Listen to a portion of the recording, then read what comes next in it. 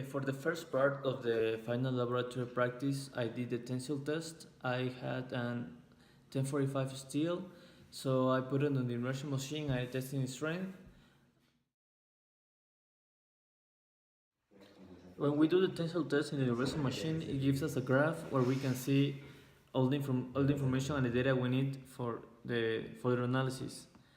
In my case, I found a modulus of elasticity of about 25 million psi's, 104 psi's, and 127,000 psi's. And then we compare with our experimental, with our supposedly theoretical results, and I got a percentage of error of 13% in the modulus of elasticity, 43% in the yield stress, and 20% in the ultimate stress. After I did the tensile test, I proceeded to do the hardness test, and the first one that I did was the Brinell in the Brinell machine, where I did indentation and then I measured it, and I got 3 different measures, and with the average of that, I found out that my Brinell hardness was of 270. It's almost 100 more than the ideal and theoretical hardness, that is 179. After that, I did the Rockwell on the same piece, and I got an average of 47 Rockwell C hardness, and my standard is 84. So I get half of the hardness on the Rockwell and almost as twice on the Brinell. Also on the tensile test, I cut off a piece of metal. I put it on the bakelite, and after that I did the polishing and other procedures, and I measured the Vickers test.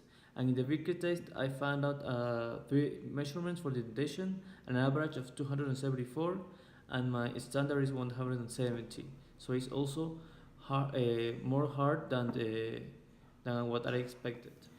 With the piece of metal that we put on the bakelite, after we do the Vickers test, we can do the chemical attack, and then we can do the metallographic analysis on the microscope, and we did it with 100, 500, and 1,000 magnification lens.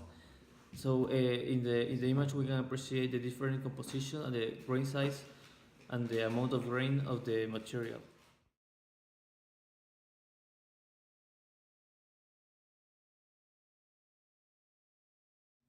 Also, with the samples that we use for the hardness test, we could also do the impact test, and I did it 2 times because I had two samples, and I had an average of about 37 foot-pound.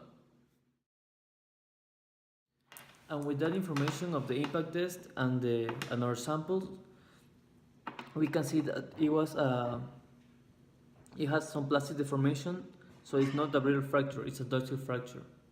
So to conclude, first, in the metallographic analysis, we could say the presence of the carbon in the iron and in the steel, and because it's a 1045, we can see a lot of carbon. Then with the tensile test, we concluded that the material is not very ductile, but it can sustain some heavy forces before plastic deformation and breaking. It also presents some necking because of the properties of the material. In the impact test, we saw that this material can sustain some heavy amounts of energy before it breaks. And with the different hardness test, we saw that this material has some elevated force and resistance when pressed with indentation. So all in all, what I learned the most was first to use the different machines and equipment that the mechanic laboratory has to offer. First with the group, and then alone, like to really know how to use them all by myself. Then how to interpret the findings and the measures that I get in the laboratory. And after all, how to characterize a material and know what properties it has based on the test, and when to use it and when I cannot use it.